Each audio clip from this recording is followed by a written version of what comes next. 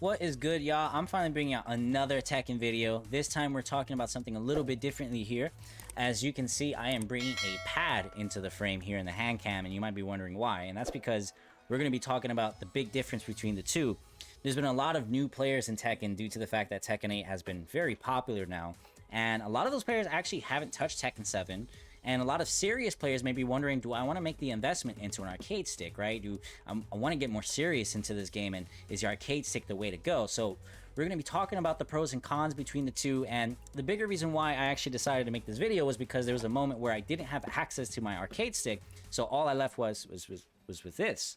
And I was actually expecting pretty negative results, but to my surprise, I got my Tekken Emperor promotion with Fakuram, and I was like, hold up a second, let me think about this, right? So I wanted to go ahead and offer a quick guide as to what should you make this investment. Is an arcade stick a better option, right?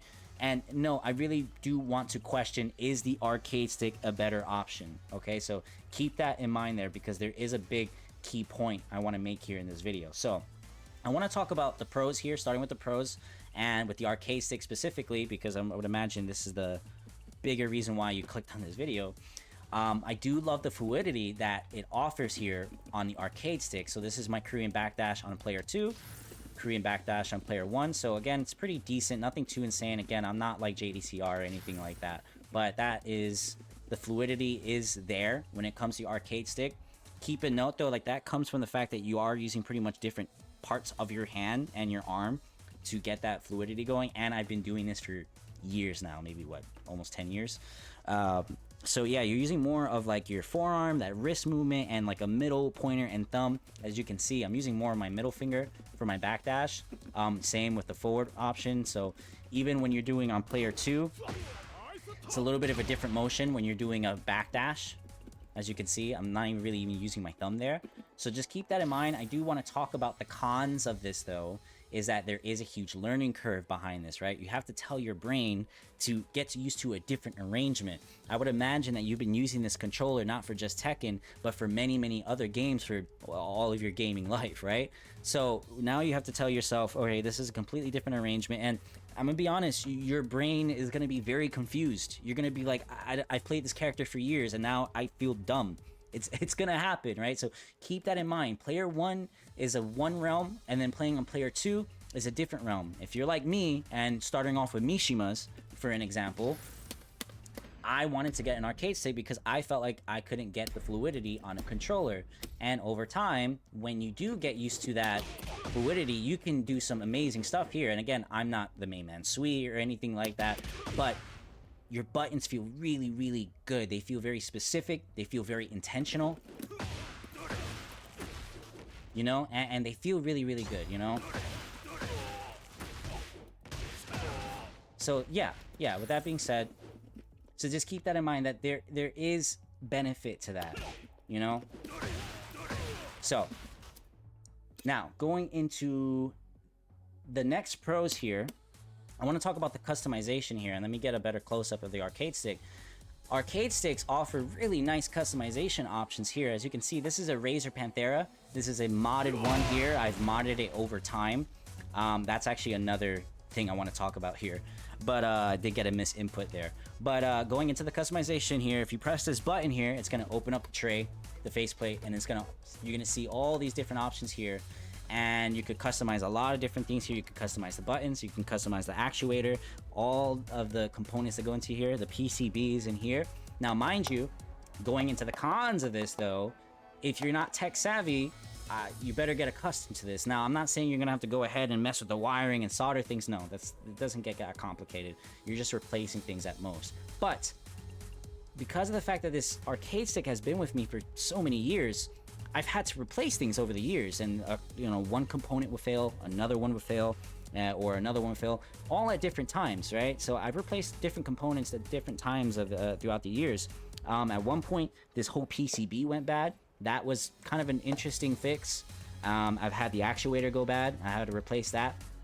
But the ease of the access to parts is nice, right? If you can find certain websites, they offer many different customization options to the point where you can find one that's completely your preference. So as you can see here, I actually have the original spring still that was not really resistant at all, and like I felt like my buttons were like my movement was very floaty, so I got a more resistant spring in here, and that I feel like has gotten me more precise inputs.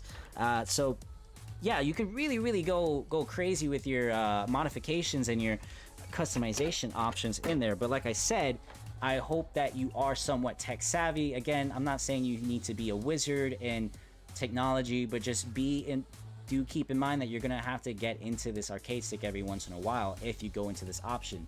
And also too, there are a lot of different options as to customizations of different arcade sticks. Some have this tray, some don't, right? Some you need to completely unscrew it. Again, it's really how deep do you want to go into customization here, right? Another quick thing too is if you're like me, I grew up on on Tekken. I'm only 27 years old, but I've seen Tekken on the arcade sticks still when I was growing up, and Tekken was still a really big part of my life growing up. And arcade sticks were at least on the arcade sticks on the actual machines, those were still a really big thing, and I just grew up on this. So this is just a big nostalgia sake, right? If you're just someone who's going from a nostalgia sake into the modern era of fighting games, this might be a really nice pick for you, right? And it would feel really good.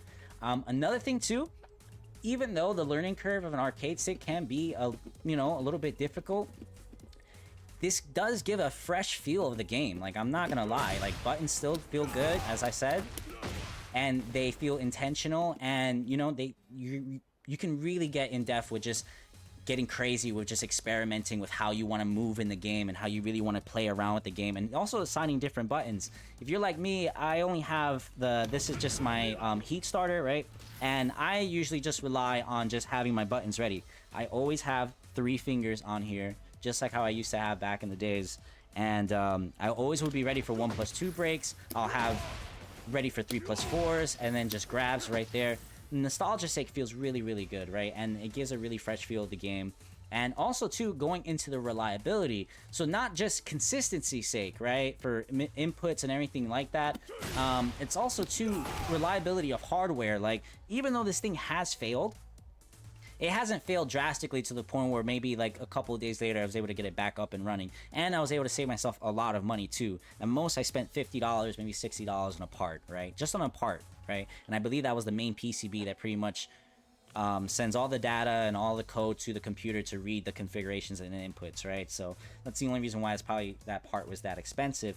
But other than that, this thing is really sturdy, right? I mean, there's weight to it. I want to say it's about like maybe 5 to 8 pounds spread wide, and it's gonna feel really good in general, right? And like I said before, the durability in general, this thing can really take a punch. Now obviously don't be throwing it to the wall or don't be hitting on it or anything like that, but it's gonna last a lot longer than a controller, in my opinion. And I've already talked about the confidence and inputs and everything, and you could get better consistency as well. As you saw there before, I was able to wave dash into an electric with no issue. See, and that gets pretty consistent for me. So after a while, that consistency builds up and it's become very natural for you.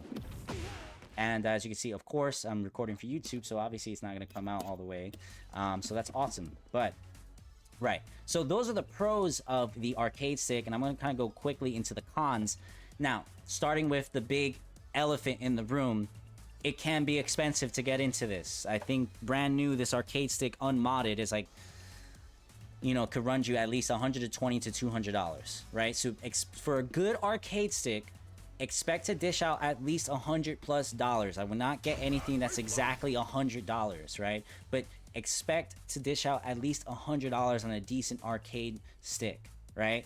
I've already explained the cons of the learning curve.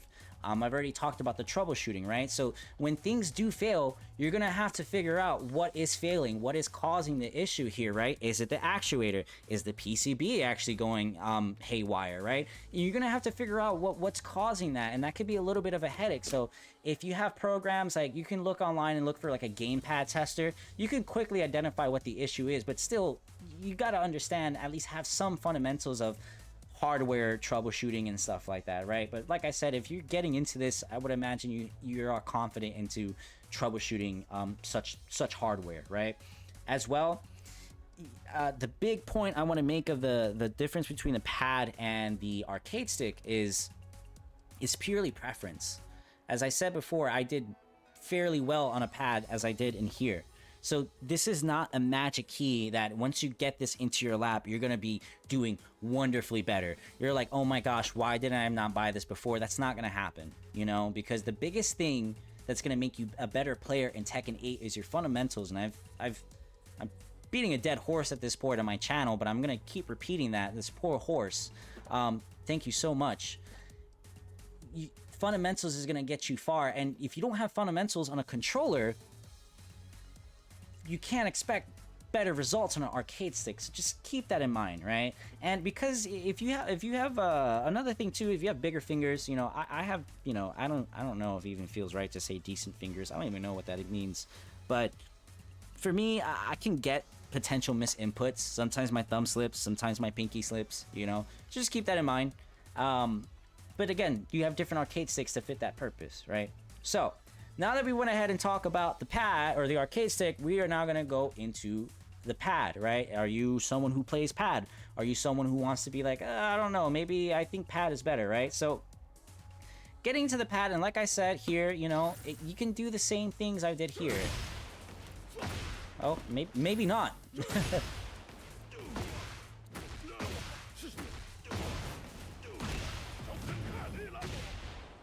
Yeah, you see, and I don't really play on pad as much there, right? But right there, just right then and there, not that I'm going to want to start talking about the cons, because to start talking about the pros, I do love the ease of access of a pad, you know? Anyone can just pick up and play, you know? It's not that...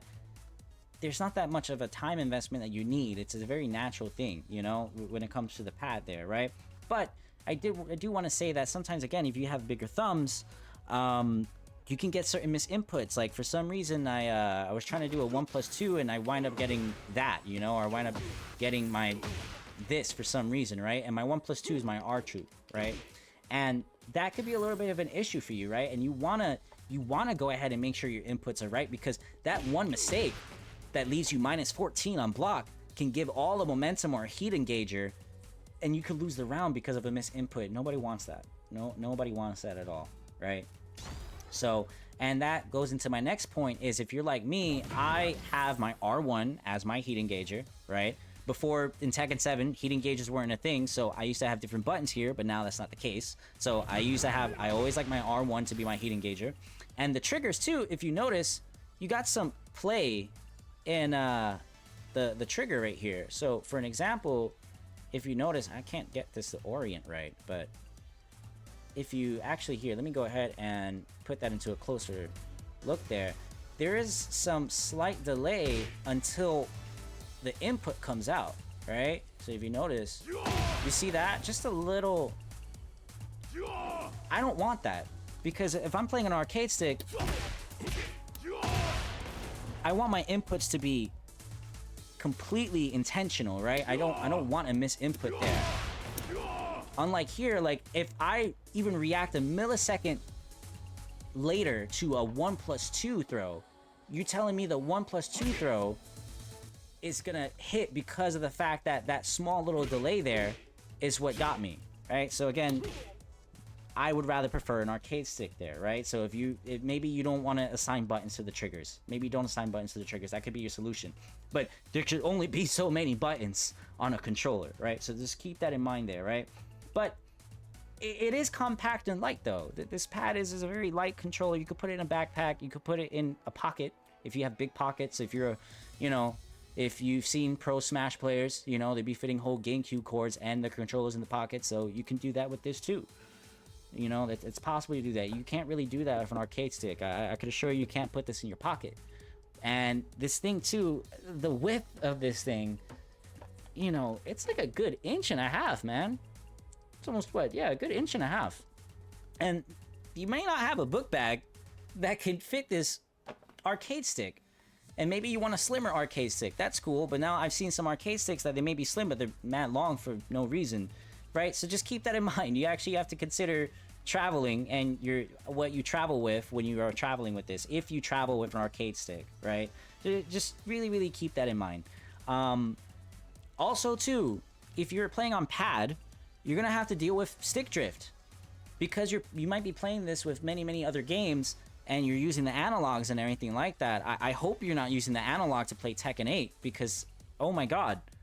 But going back to the analog, you might have stick drift, and over time that could, and now obviously you can disable the analogs on Tekken 8. Just keep that in mind. You might want to do that if you haven't done that yet, but stick drifts can still persist on a PlayStation 5 pad. Maybe you play on an Xbox controller. That's cool too. I don't really play on Xbox controllers. I'm not too sure what the bigger issues are, but another thing too is if you do play on an Xbox controller, I would imagine you play wired. So if you're playing on a pad on a PC, you might want to strictly play on wired. And even then, if you're playing on a console, you might want to just stick to playing wired because you don't want that controller dying on you, right? Unlike on an arcade stick, I'm always wired. I never ever have to worry about wireless, and I would never recommend a wireless arcade stick or playing on a wireless because you're gonna have to deal with some small latency there.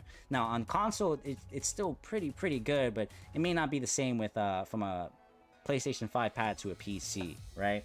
And as well, if this controller actually goes bad, you don't really have a way to take it apart and replace a stick or a button there.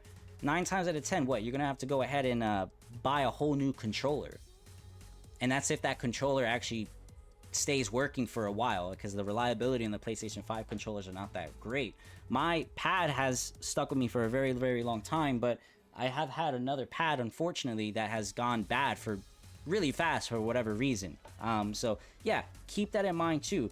However, the biggest point between the two, what is the biggest point between the two? Do I get an arcade stick or do I stick with the pad? The biggest point is there is no difference. I mean, obviously there are physical differences there, but as far as gameplay, as far as making you a better player, it's not going to make a huge difference because it's purely preference. I only have an arcade stick because, like I said it before. I only have an arcade stick because I feel like I could play Mishima better on an arcade stick. I don't really feel like I could play Mishimas on a pad. I could do it, you know, but it's not fun on a pad. It's not. You know? So, with that being said, keep in mind that it is purely preference, and if you want to make the commitment, I would highly recommend it because it's really fun and it puts a fresh perspective on arcade stick. Should you get the $200 arcade stick right off the bat?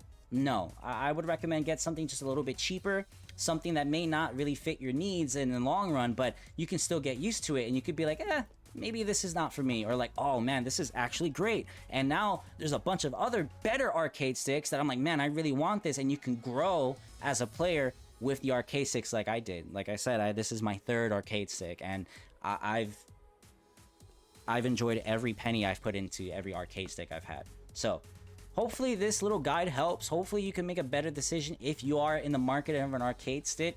If you guys want a little bit more tutorials, a more in-depth guide as to why I have this arcade stick and why I stick with this, I'll be more than happy to do that. But other than that, I hope y'all enjoy, and hopefully I could try to get some more Tekken videos out there. But other than that, y'all take care.